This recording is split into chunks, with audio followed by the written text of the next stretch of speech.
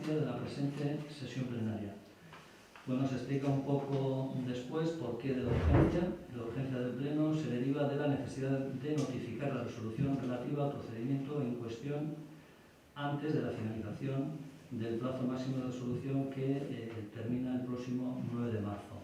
Entonces tenemos que votar si el pronunciamiento del Pleno sobre la urgencia de la presente sesión plenaria. ¿A favor? ¿En contra? ¿Es veis cuál es esto? Vale.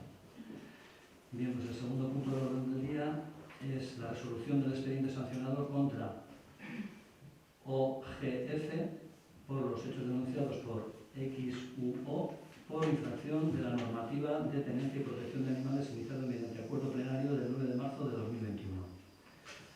Bueno, aquí tenéis la propuesta de resolución firmada por el alcalde. No sé si tenéis que hacer alguna aclaración o alguna pregunta al respecto, y si no, pues votamos también la resolución, la propuesta de resolución.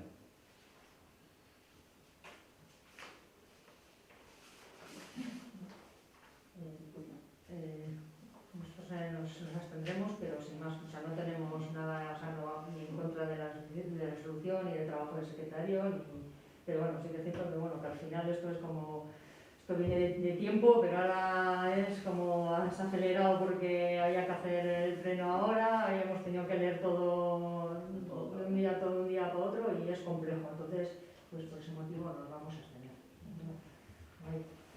Bien, sin entrar en detalles, yo creo que complejo es, desde luego, incluso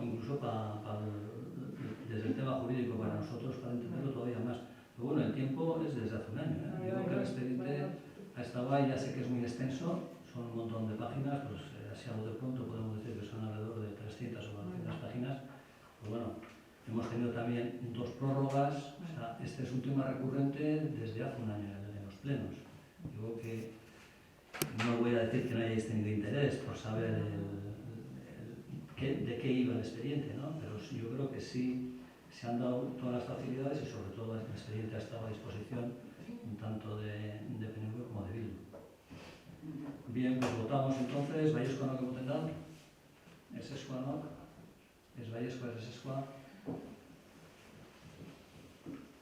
Pues bueno, el pleno ha terminado. Eskerrik asko etortzeagatik eta da